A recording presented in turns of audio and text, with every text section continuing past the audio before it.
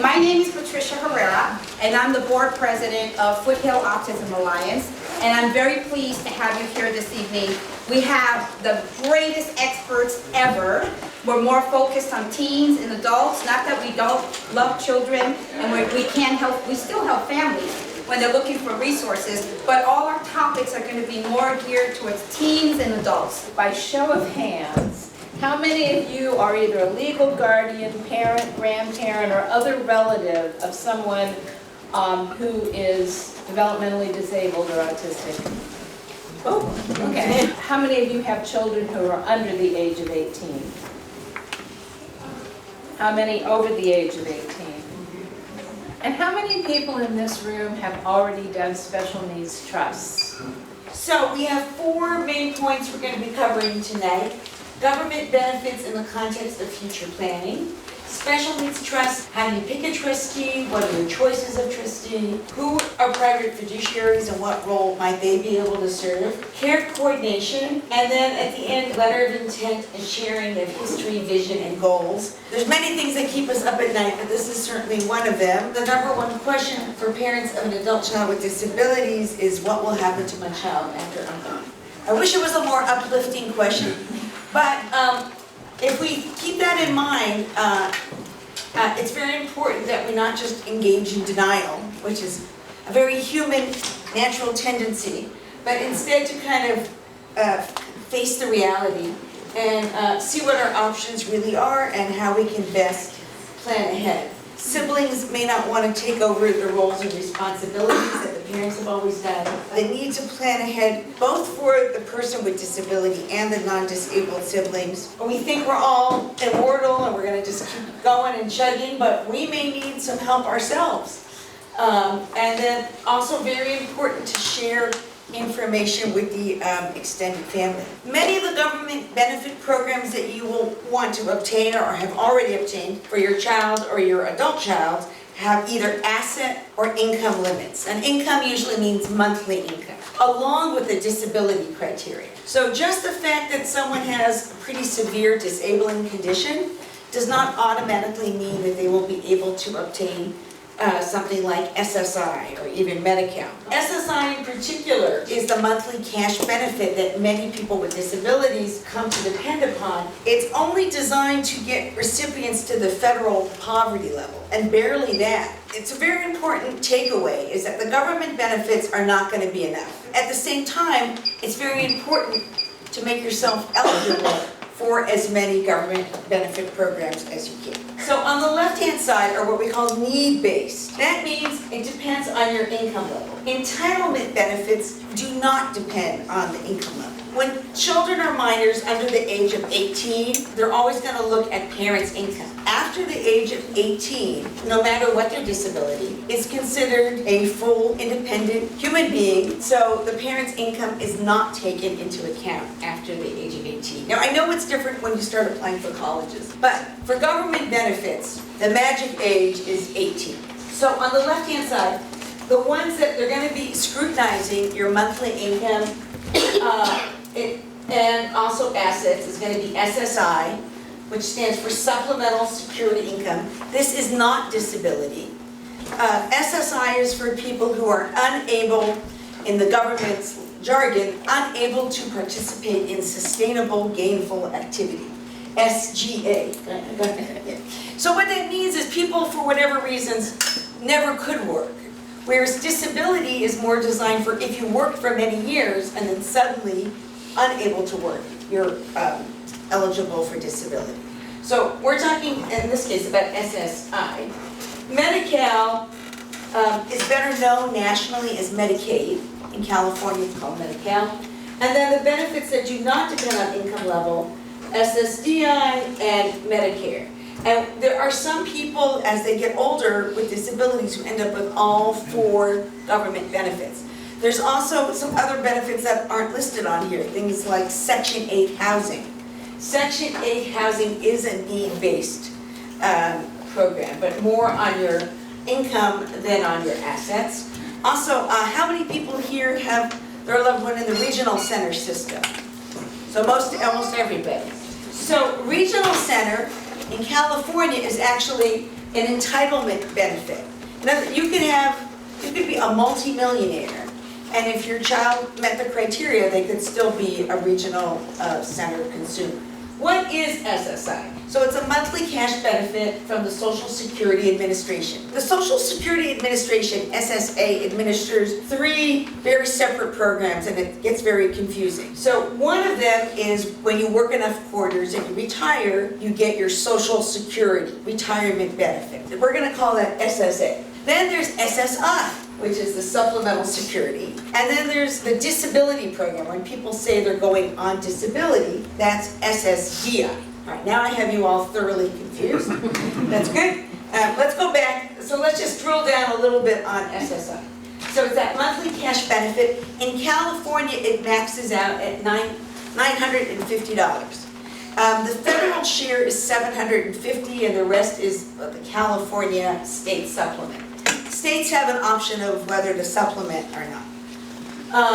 It's designed for adults age 65 or older who are disabled, or the blind and disabled of any age. So children, and picture the kid, children can receive SSI if their parents' income is low enough. You must have very limited income and resources. So for adults with disabilities, in order to qualify for SSI, you can only have $2,000 in assets. So that's either $2,000 in your savings account or checking account, $2,000 worth of stocks or bonds or gold coins or Bitcoin, I guess. I don't know if Bitcoin is counted. I don't know. All right, but it's very, in other words, you know, they really want you to be poor, to put it bluntly, before you qualify for this benefit. Now, one of the best things about SSI is you get a categorical automatic linkage to Medi-Cal.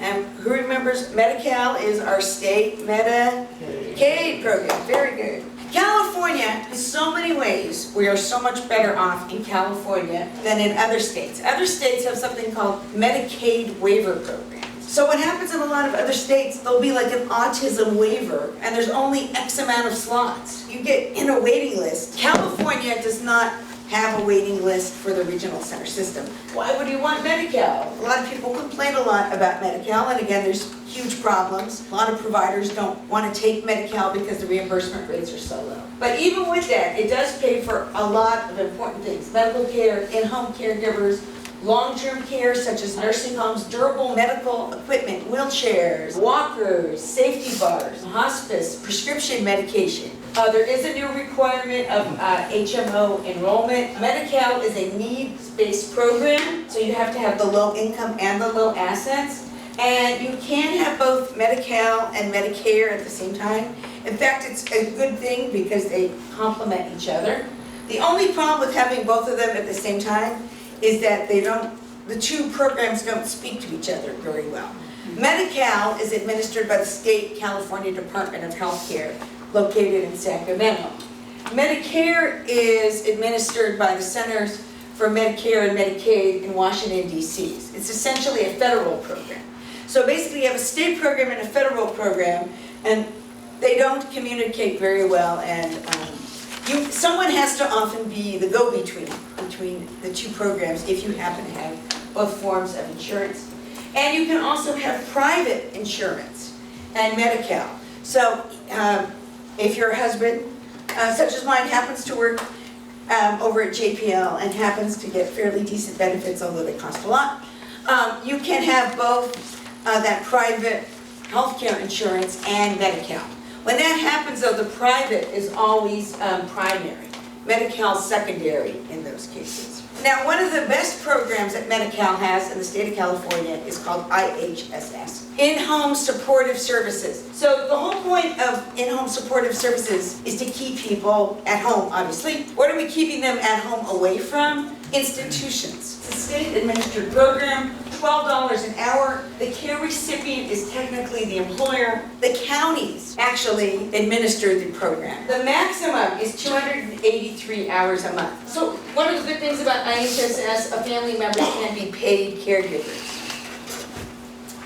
So you must be a Medi-Cal beneficiary to get IHSS. And by the way, there were new tax regulations a few years ago. Our accountant spearheaded this effort to make sure that if you're the parent and you're providing services, IHSS services to your kid, those wages are no longer taxable.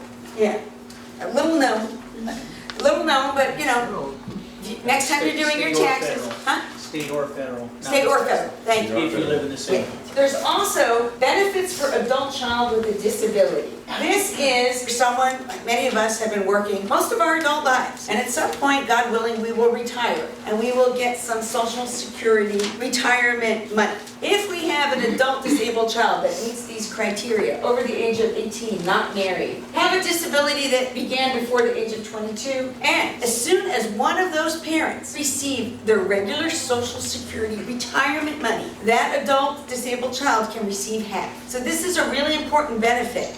So whenever the first parent applies for Social Security, it's very important that you mention the fact that you have an adult disabled child.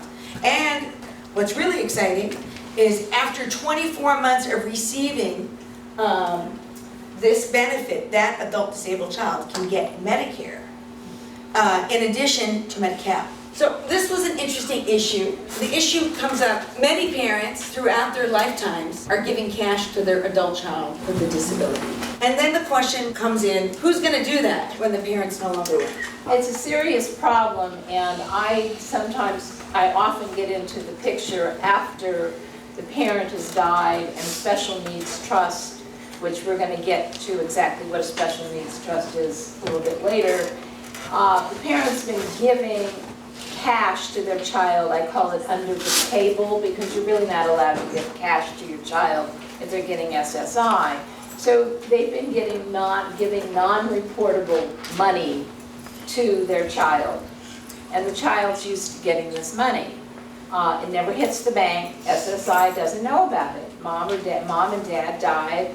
There's a trust, and they can't understand why the trustee in the trust can't give them any cash. This is a very serious problem, and the trustee has certain rules they must follow. They cannot give cash, because then they are committing a crime. They are in, their fiduciary duty is to follow the rules of the trust, so they can't do it. So you need to be aware of this every time you give your child cash, or your sibling, your loved one, the person that needs to be taken care of after you're gone and someone else is stepping into your place, that they cannot give cash. If they're getting adult child benefits and there's no SSI issue, that's fine. Medi-Cal is sort of questionable. Theoretically, any regular income that you give somebody on Medi-Cal is countable. There's something called share of costs sometimes with Medi-Cal when it's not linked to SSI. But nobody ever seems to have a good answer to how they calculate the share of cost and how you get in trouble with the cash and the over income. So I won't even try to go there. Don't ever ask a worker at the Department of Public Social Services, because they can't give you a good answer either. There is something called a link card, and a link card is like a credit card, and the trustee can put cash into this card, and you can specify exactly what can be purchased. Truly, thank you. And they have a website. Exactly what can be used for this card. So you can restrict the card from food and shelter, which are restrictions for the SSI program and the Medi-Cal program. You cannot provide additional benefits for food and shelter without causing a reduction in benefits. So yeah, with SSI, I talk about it a little bit here, they have this rule called in-kind services and maintenance, ISM. So the kinds of things that they would count are food including groceries, rent, mortgage, and basic utilities, gas, water, and electricity. So the thinking behind this is, for the vastly sum of $950 a month, you're supposed to be able to afford all your rent, all your food, and your basic utilities. If somebody else or some other entity, like a special needs trust, helps you out, they will take a deduction of 1/3 of the federal share, which is about $250. Now, for some people, if they have another source of funds, it's worth it to take that deduction. Most of the time, people, though, just try to do it under the table.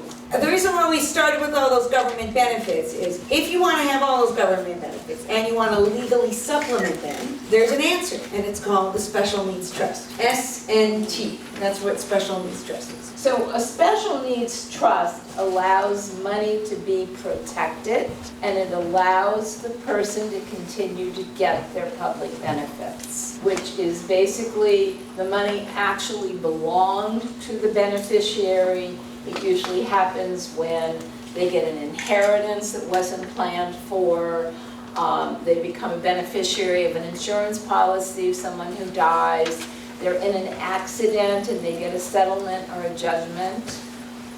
This is their money, and that goes into a first-party trust because it's considered first-party money, their own money, and there are very special rules for those trusts. And we're not going to dwell on that very much because I think mostly, is there anybody here who has a loved one who's the beneficiary of a first-party trust? Just a couple of you. I think if you have questions, we'll wait to the question period because mostly I think people here are concerned about what we call third-party trust or the pool trust. A third-party trust is money given by a third party. Michelle and Aaron have an estate plan. I'm just making an assumption here.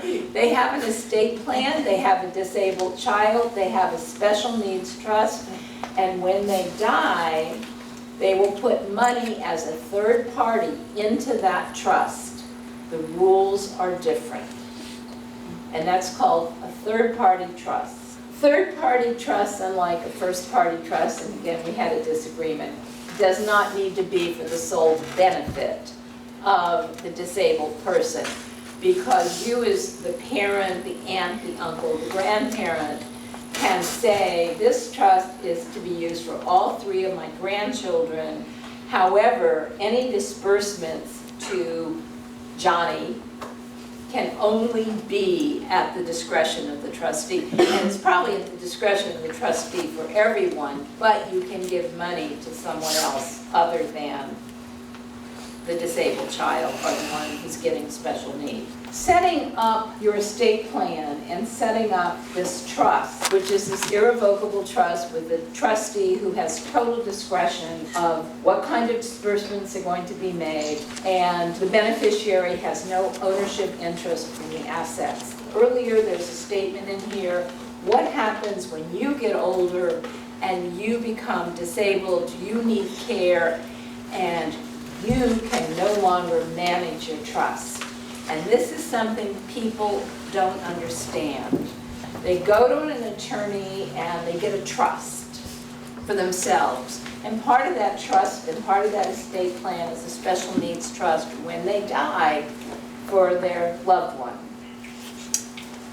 They don't understand that one of the reasons you do a regular, what they call revocable trust, living trust, is so that during your lifetime, if you become disabled, you become incapacitated, somebody else can step up and manage your assets and take care of you.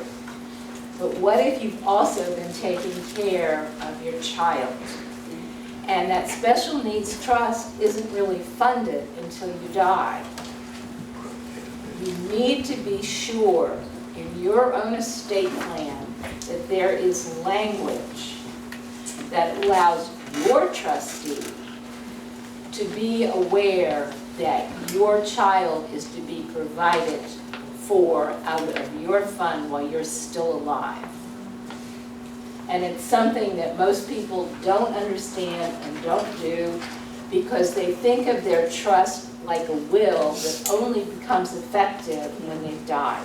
One of the most important things that you need to do in establishing a special needs trust for your child is selecting a trustee. Many people figure we have 1, 2, 3 other children. One of them is going to be the trustee. Our children get along really well with each other. But a special needs trust is a restrictive trust. A special needs trust has a lot of restrictions on how money can be spent, who it can be spent on, and how it can be spent. And if you have your other children have this good relationship with your child, you really don't want to in any way damage that relationship. And there's nothing more horrible than a child having to say no to the sibling that they love. And unfortunately, the role of a trustee is often saying no. So you really have to think very carefully about, is it going to be a child who's going to be the trustee? You have choices. So you have your immediate family. Somebody say, well, I have a sister. Nothing personal. You're already 70. How old's your sister? How long is your sister going to be the trustee? You have to think about these things. Friends and other adults. But are they good friends? Do they know your child? Do they want this responsibility? You need to talk to them. You need to explain to them what's involved. Then we have professional fiduciaries, people who act as trustees and act as conservators. There also are institutions that you can use, such as banks, charities, and pooled trusts to be the trustee. There are a few banks that do have special programs for special needs trusts. Wells Fargo is one of them, and they do have, in spite of everything you read, they have an absolutely excellent staff of people. But tell them what the minimum is. You know what, I'm not even sure what. It's close to $1 million. Right. Most of the banks have minimums. Thank you. That they do require before you can use them. Banks are more useful for first-party trusts, where you get a large settlement and there is no one who is what we call bondable, because first-party trusts almost exclusively are under court supervision. And what? We're getting small ones that are. Yeah, and they're under court supervision, but there's large settlements that come in, there's lifetime annuities that come in, so oftentimes these need to go to banks because you can't get a bond.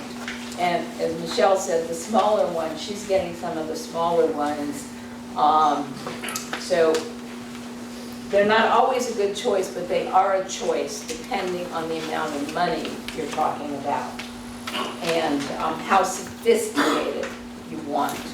So a trust management team takes away the decision-making from one person. So you have sometimes they're called a committee, which might be, so let's say you have a professional fiduciary as the trustee or a bank as the trustee, and then you have this committee of people who are on a much more, let's say that's where you use your sibling. You use the sibling of the disabled person. You use Aunt Sylvia or a cousin to be the committee to make decisions with the trustee. So that there's more than one person, there's oversight, and that's part of the management team. There is also something called a trust protector. Again, the trust protector is an oversight person who perhaps is going to look at the accountings if the beneficiary is basically mentally unable to understand the accountings, and is entitled to get an accounting, let's say on an annual basis, to make a review. The trust protector also has the ability, without having the trustee need to go into court, that once the trust is established and set up, you've died, and trustees out there, if there's a change in the law that requires some kind of change in the trust protector is given the ability to amend the trust without having to go to court usually.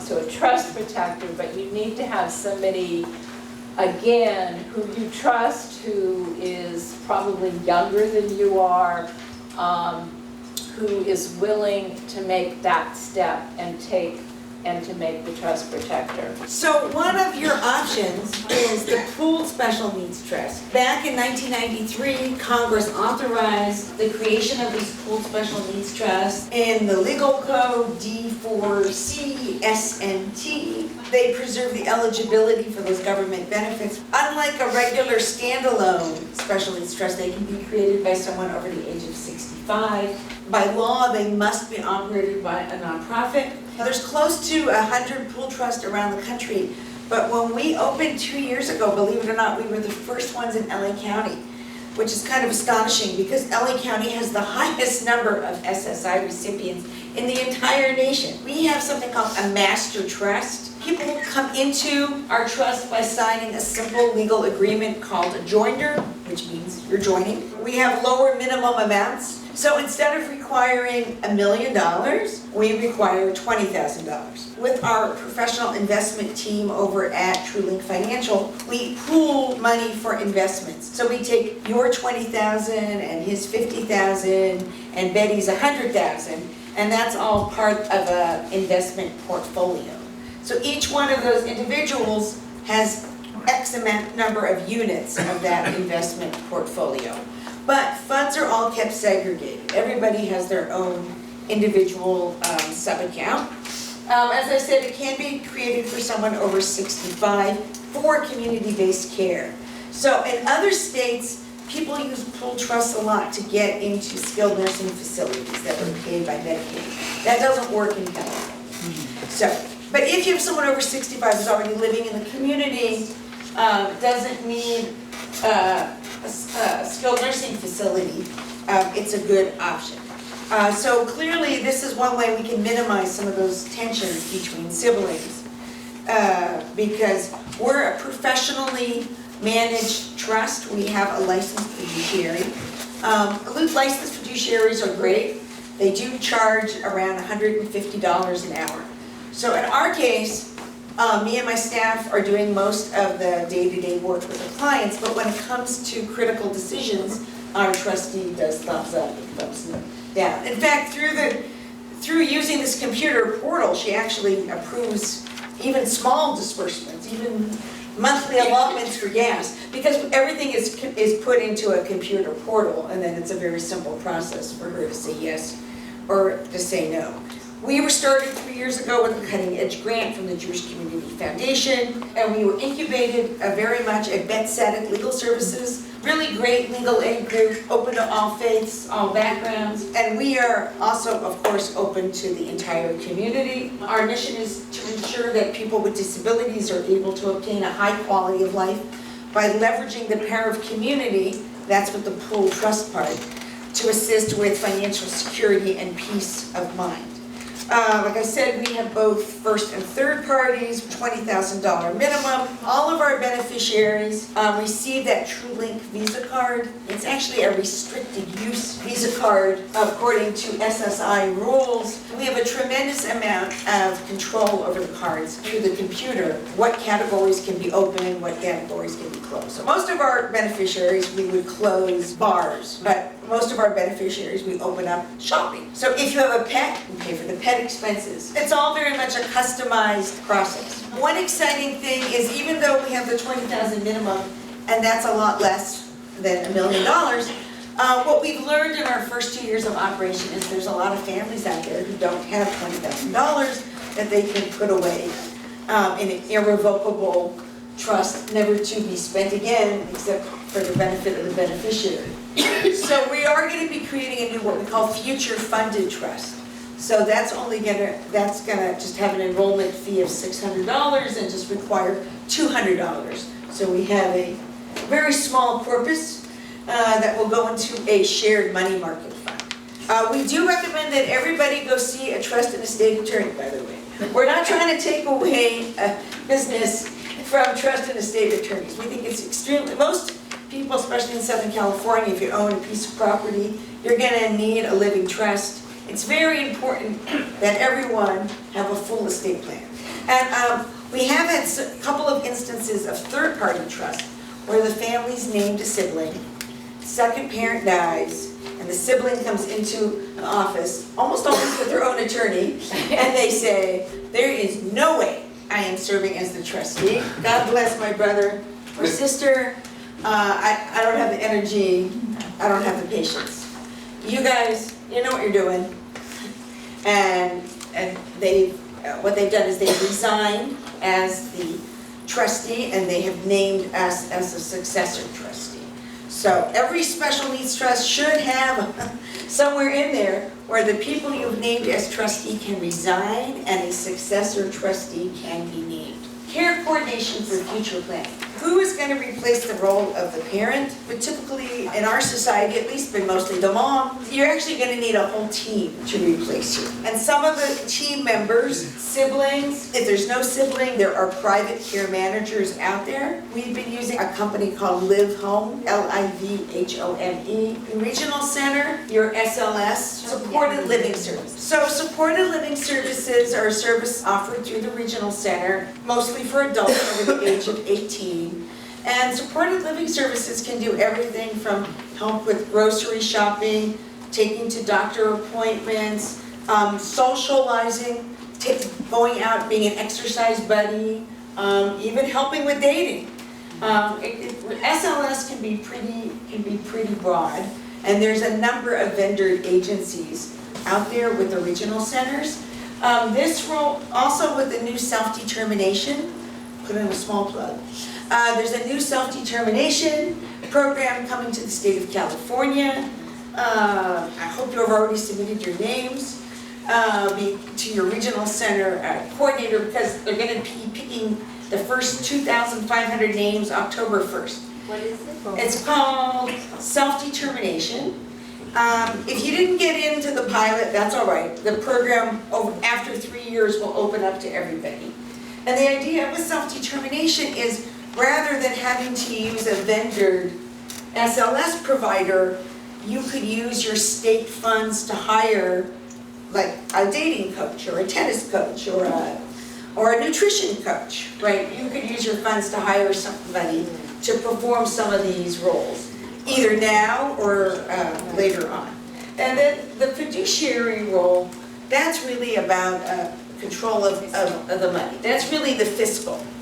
So, like in our pool trust, we have the fiduciary role, but we're not conservators, we're not case managers, we're not direct care providers.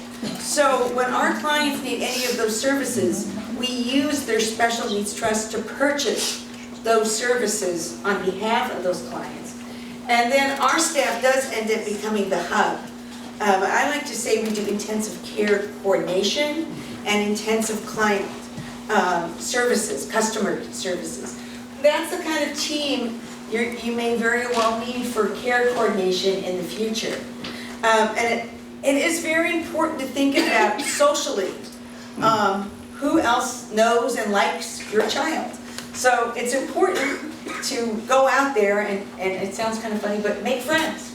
Join your church, join your synagogue, join your mosque, join whatever your Kiwanis club. Natural support. Natural supports That's they what call the it. regional centers will Yeah. call it. So one of the other key questions, of course, was future planning. Where will my adult child with a disability live? A lot of people I've talked to say, I just want them to stay in the family home. There's a lot of issues with staying in the family home. There's all kinds of maintenance issues. There's issues of supervision. There could be other issues with siblings. So other options, there's independent supported living. You know, with regional center clients, you can get a combination of that in-home supportive services that I talked about earlier, combined with the SLS. And if needed, you can even get 24/7 supervision in an apartment or with roommates. It's very possible to get that kind of 24/7 care. There's the traditional group homes. Traditional group homes have 6 adults with individuals living together with 1 or 2 supervisors. They're under license care, community care licensing.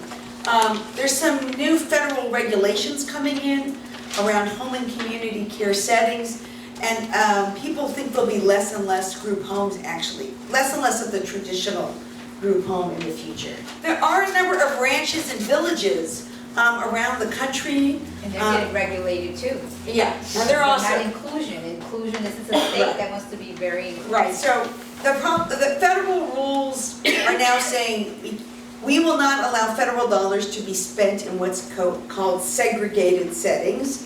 And in this instance, we're not talking about color or ethnicity.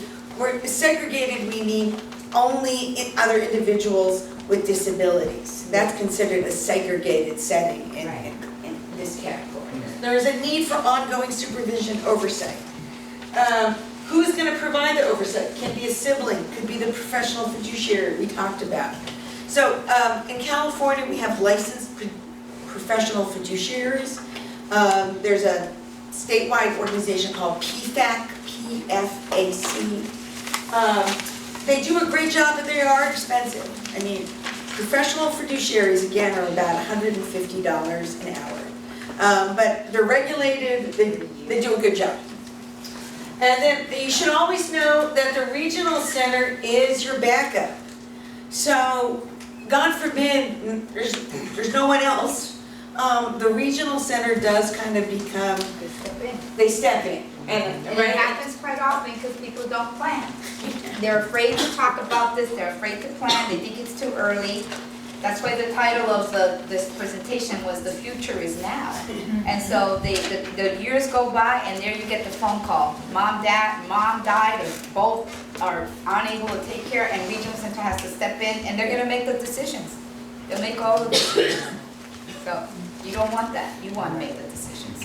I mean, the good news is regional center consumers generally aren't the homeless people, you know, because we have a system. I mean, again, we have a system in California, more so than other states. Another exciting new thing that's just coming on called the new ABLE program. These are like 529 tax-free savings accounts. So the ABLE program signed into law in 2014, President Obama. It creates a program, you can only put in up to whatever the annual gift tax exemption is. So currently that's $15,000. If somebody inherits $50,000, if you and your family want to start saving money for your child or adult with disability, this is a great program. Up to $15,000 a year from all sources, not subject to any federal or state income taxes. In California, it's going to be called CalAble. It's working out of the state treasurer's office, TIAA as the manager. TIAA runs the California 529 program. We're behind other states, frankly, on rolling out our ABLE program.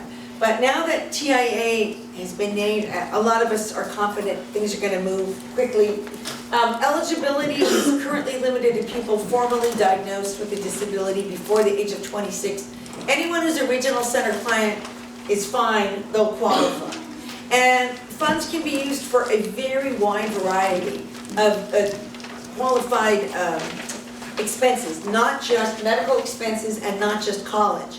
It could be housing. So remember we talked before about the problem with SSI maxing out at $950? So really, this is the answer. The ABLE accounts are a way that you can pay a realistic rent of $1,200 or $1,500 without endangering or taking away any of your SSI money. You can move money back and forth between special needs trust and able accounts. And some experts in the field are saying you should have both. California is going to be one of the few states not to have a Medicaid payback. Medicaid payback, after the beneficiary dies, Medi-Cal in California, our state Medicaid agency has a right to say, we spent a lot of money on your person. If there's any money left in the trust or your able account, but the California state legislature said we will not have a Medicaid payback. So that's a good thing. And like I said, you can deposit up to $15,000 per year. Maximum lifetime is currently $100,000 before SSI or any state means-tested benefits are suspended. In California, you'll be able to save up to $475,000. That's the maximum of the 529 accounts, and still participate in Medi-Cal. But today I had a phone call from the SSI that my son got approved and they will pay him, and she told me the contrary of what he said. She said, if he participates with you with the rent, Right, we can request more money. yes, if He has to if he's- pay rent. If he's quote paying rent, they don't deduct, and that's exactly what she just told you. No, but she said, this is the amount we're gonna give you, but you can ask for more. Right, if he's paying rent, Yeah, okay. Yeah. correct. So this Yes. They're giving the 600 and something Yes. Right. amount. The Correct. the point is, you can't just give rent-free. That's what we're saying. After 18, you can't just allow your child to keep living with you like most people, many people would. I don't want to do a value judgment. You need to charge your disabled adult rent in order to keep getting your full SSI. Okay. I have a question about the ABLE Act. I wrote it down. I believe we were told that there's a $2,000 maximum, Resources. right. The ABLE accounts are going to be an excellent way for families to save money beyond the $2,000 max of SSI. So it's it's really liberating and exciting. And you can open, other states you can open ABLE accounts for just like $50. And there's usually a choice of investments. There's a choice of investment portfolios, and there's usually an FDIC insured choice as well. If your kid earns some money, then half of it, for every dollar he earns, 50 cents gets deducted from his SSI. That's Correct. true, right? So if your child has a little part-time work or whatever, can you put it in his ABLE account, or will it still end up, that rule still apply? I think that would still be income, but it would. Yeah, it's more on the income side than the asset side. Right, I think it would be, he would still have income, but if he chooses to put, and I don't know that you can self-fund an ABLE account. I have no idea. Yeah. You can self-fund it? Okay. Well, then, Yeah, but he still has income. But then he puts it into the ABLE account, and it can accumulate, as long as he doesn't put in more than $15,000 for a year. It can accumulate and not be counted as a resource against his SSI, that $2,000 limit that we Okay, so talked he'll about. still get the deduction from his SSI, but whatever he puts in that account will not count toward. Assets. After you make it a resource by putting it in there.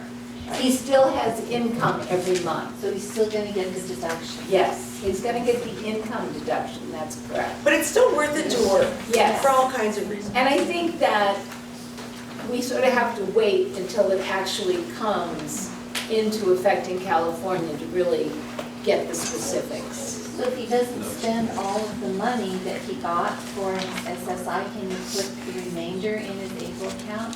That there's some issues about doing that, but I think not. And if you're divorced, can each parent open up? No. No. You're allowed one ABLE account. Not per person or just? Per beneficiary. You're a beneficiary. Another thing there, so I can't You could have. do one for 50,000 and your ex-husband could do one for 50,000. Okay. But it can't be Michelle seems to believe it's gonna be $475 in California. I find that hard to fathom, but that's another story because SSI is a federal program. Yeah, So no, I know that, but the state was able to, Get away for it, okay, Yeah. so you're limited to, that's one account per beneficiary.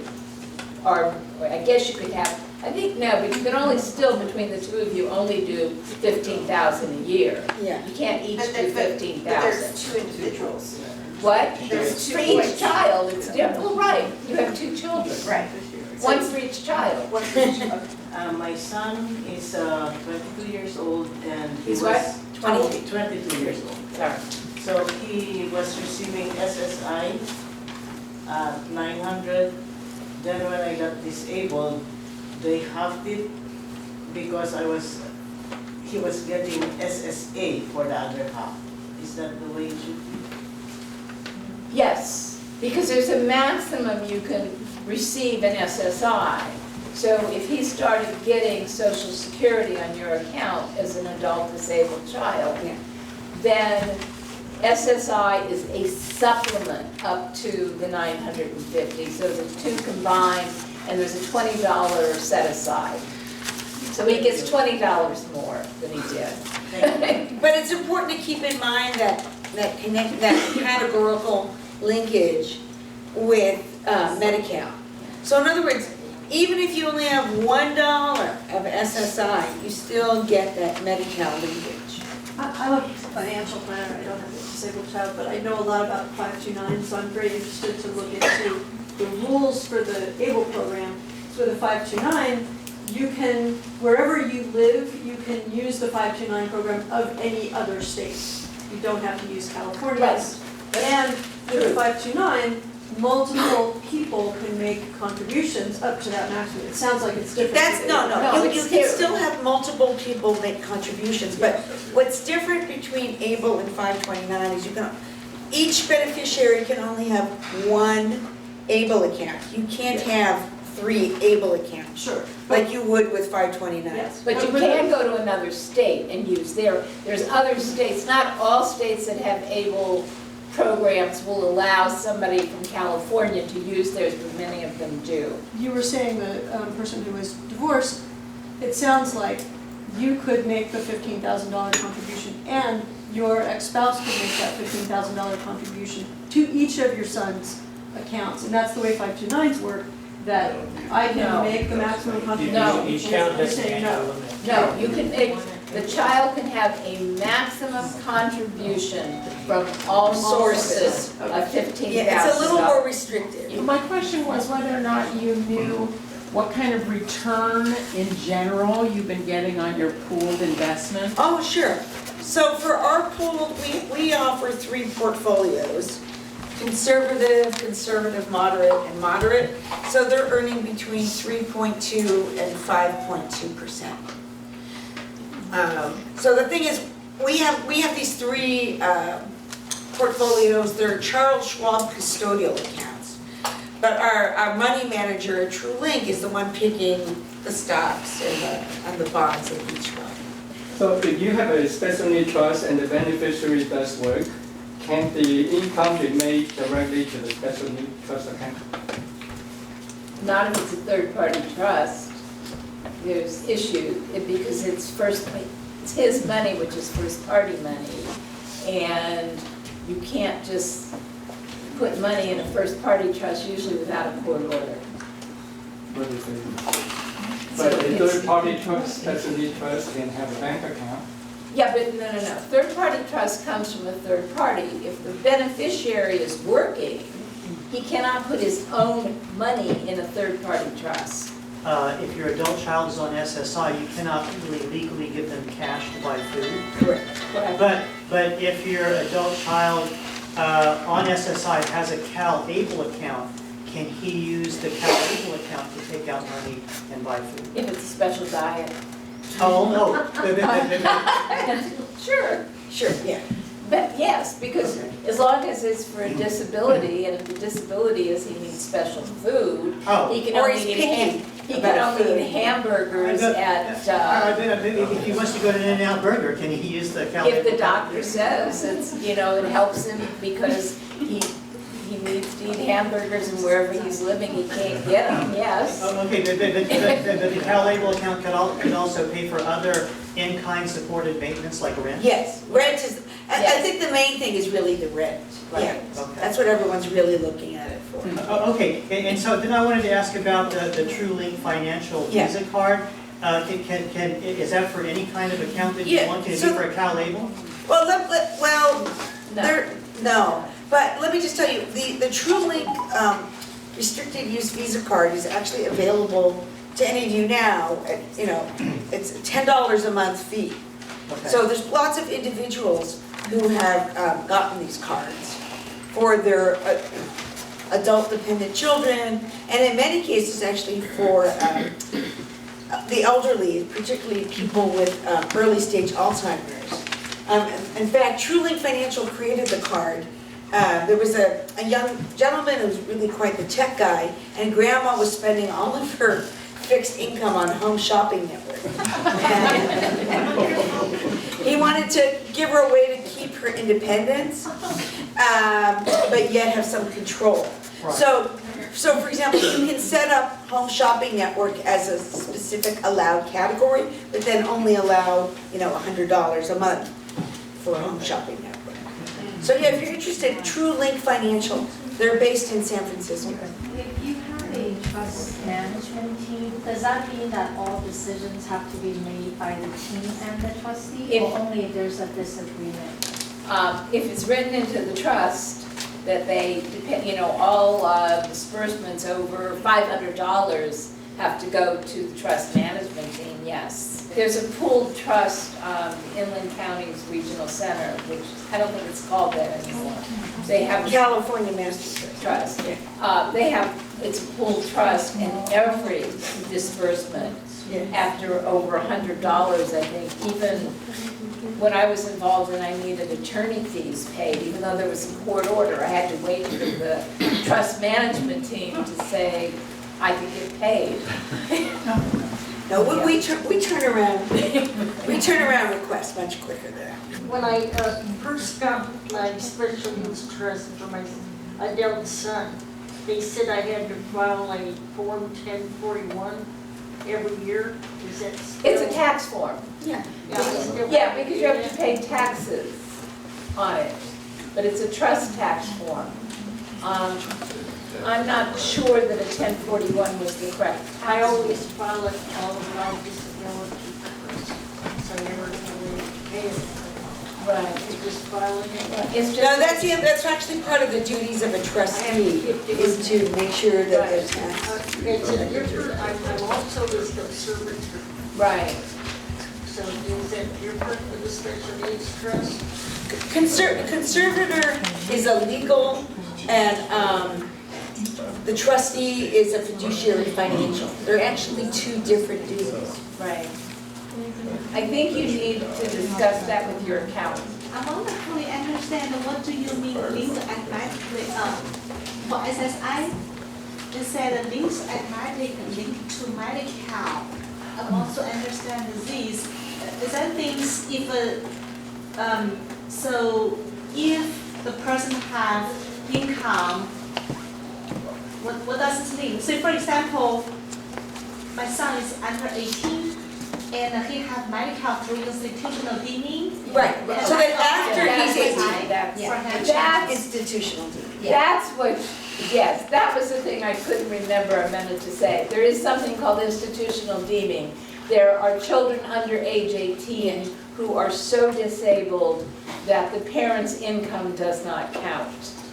And they receive SSI, and they automatically, and once you get $1 of SSI in California, you automatically get Medi-Cal. It's linked. You don't have to fill out a separate But actually, after you application. turn 18, you get a different Medi-Cal card, because that's what happened with us. Well, okay, but. Now, my son, we had institutional deeming, Really? and then when he turned 18, they transferred him over to a different type of Medi-Cal. We actually got a different card. It was pretty seamless though. It doesn't really.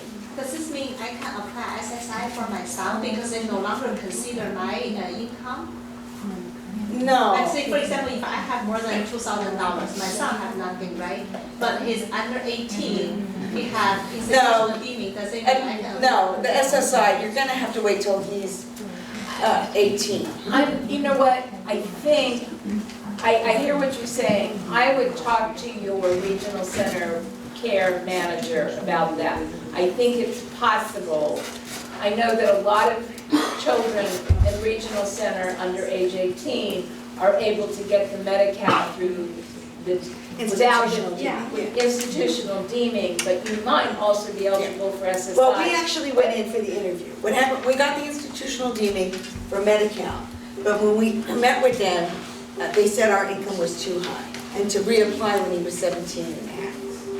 But it's still worth asking. It's definitely worth asking. It's worth asking. Particular situations, yeah.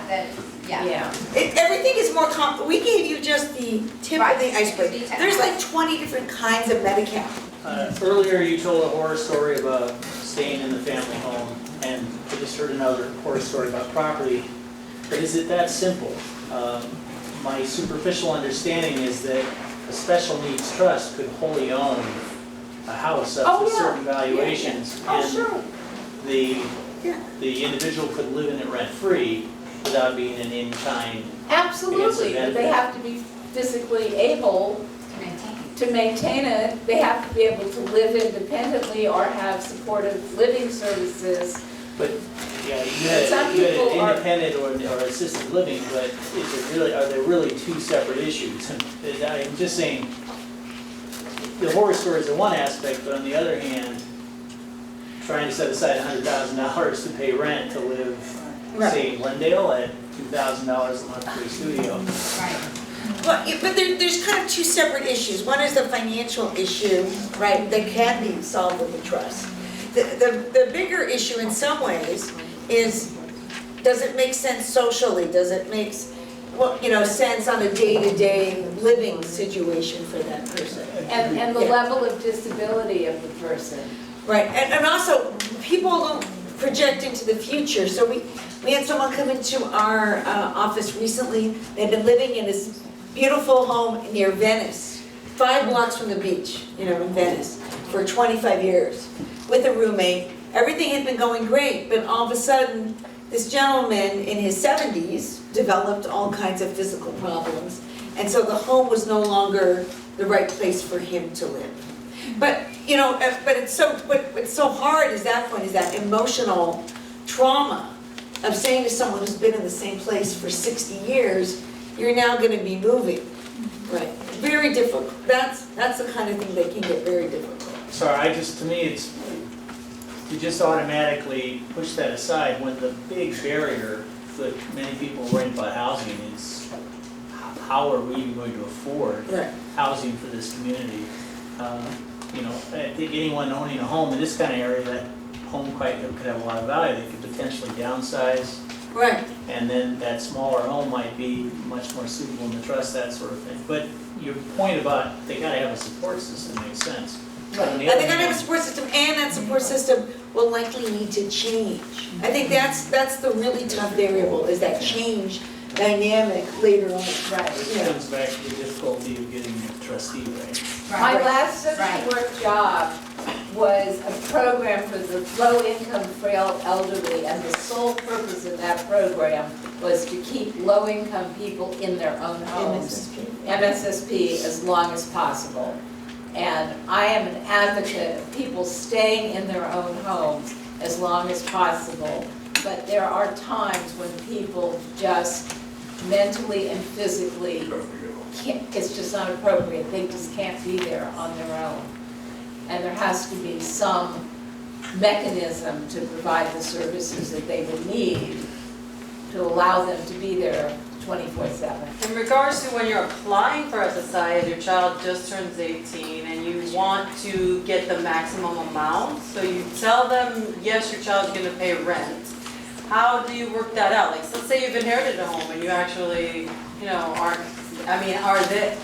Is there an amount you say they pay? Can it be towards all the upkeep of the home Well, it's not insurance? just, it's rent, but there's also room and board. So it's food, and it's also the cost of utilities. So you're taking a lump sum of, let's say, of their payment of $800, $900 a month. He's gonna pay me $300 a month. Right. And you say that when you're going to apply for the Yes, amount? yes. And even if the house is paid off, there should be funds being set aside for house maintenance, home insurance, and property taxes. The gardener. Gardener. But I often hear you get this certain amount, like 600, and then later you're trying to get more for your child. So does it make more sense to go for the higher amount first of the Sure, SSI? absolutely. So how do you qualify? So how do you qualify for the highest amount? What is You 900? just tell them when you're applying, they're gonna ask you about rent. I've never known anyone to get that 900 and something percent max. Well, what's tricky in the West, what's tricky in Southern California is most people's mortgages. You know, let's say you take an average mortgage, you divide it by 3, there's no way their SSI can even cover a third of it. And so then you end up having to take that deduction. There's not much you can do in those, you know, if that's really what the mortgage is, you can't really do much Yeah, but you about can it. still pay rent. Yeah. He has his own room, and you cook his food. Right. He's paying me room and board. Right, because you're trying to establish this sense of being an Exactly. adult Yeah, and working. and when you apply, you just Tell them that. tell them that. And you can have an actual contract. I've heard some experts suggest an actual Contract Contract. between yourself, yeah, no. at least, you know, at If least the person's able to sign a contract. This has been wonderful. Thank you, Michelle. Thank you, Leslie, please. Join the best in LA County. And when we want to offer you our contacts, you have to ask the questions, you have to keep planning. Well, I think what I learned a lot today, and I've been around for 20+ years, is number one, you have to start planning and thinking about the details that usually, okay, they're gonna live in our house. But then you forget the years and the details, the maintenance, and all of that. And the second thing I learned is that there should be a training for trustees. Because often trustees take this responsibility, they ask a couple of questions, and I've seen it too many times, when they don't really know what their role was, somebody approached them and said, yes, I'll do it, and then when they get the chance to do it, oh my God, what am I doing? And so I think there should be some kind of training offered for people who have signed up as trustees, because they're not aware of what they're getting into, and they're not gonna do a very good job. It is a big responsibility. But what I liked about what she said, it's a team approach. If they feel alone doing this, but if there's a team built around them, they'll do it. But most often that has not been thought of. So this is good. How many people got value out of today? Really? How many people are members of FAA? Well, How many of you aren't? Here's my point. We survive on your membership. It's $1 a week for a family. It's $50 a year. So there's 2 ways to do it. You can go on your smartphone now and go to Foothill Autism Alliance, and go to Donate Now, and go to press the $50 button and sign up. That's one way you can do it. Or we have your email address. What we're going to do is send you a letter thanking you for coming, and you have to just press a button and join. But we need that so that we can offer you more for less. I mean, there's the time, we're all volunteers. And, we really appreciate that you get value out of it. And that's why we're doing it. That's why we do it, why we spend our time doing it. And, it's not easy being a parent, an individual on the autism spectrum. Some of us are higher than others. I just wanted to ask, for regional center clients, is the membership for Foothill Autism Alliance, is that something you could ask to have paid by your? Not yet, but you bring a good topic. We're getting them to vendor some of our conferences where we do have to pay speakers. When we have the in-kind support of wonderful people, then yes, and this is, they're out here in the night, late, and this is all again out of their hearts and out of getting information to people. But sometimes we have to bring experts This conference, we have to pay speakers, and there's a cost. But we got Regional Center to vendor it. So all you have to do is call, tell them about the flyer. The Lanterman folks know about it, so all you have to do is say, we know you got an email about this, and please, we'd like to go to the conference, and they will pay for it. And this is October 27th, so get in there really quickly, because it will be here, so we'll have limited space. And this is not just for the parents, this is for the adults and for individuals on the autism spectrum and other developmental disabilities, and they're gonna have their own chat, so they can open up and hear about good information that they can really use. So most of our sessions are for parents, but we're also making that shift. We're not going to do everything just for parents. We're going to start doing sessions for the adults and teens, and so that they can hear the information and they can start coming in. But continue to support us. Call Lanterman Regional Center or whatever regional center you're from. The ones that are not Lanterman, they still can use the vendorization, but you're going to have to kind of talk them more into it. And you probably need to scan and send this to them because they might not have the information so quickly from Lanterman. But Lanterman, they all know. Yes. And that was a good question. Okay. The other thing is, on your way out, if you want to sign up as a member, I'll be there at the computer and I'll sign you up. But it's $50 a year for your families. And you know, we have events, social events that are $10 a person throughout the year. Our Christmas party, our social parties, we have picnics, etc. And you know, and we usually charge for that, but it would be free for you anyway. So it's $1 a week for a family, or less than $1 a week. So we would like your support. And also, one last thing, I've worked with Leslie before, so I'm really, it's a pleasure. And so let's thank Leslie and Michelle again. Yes.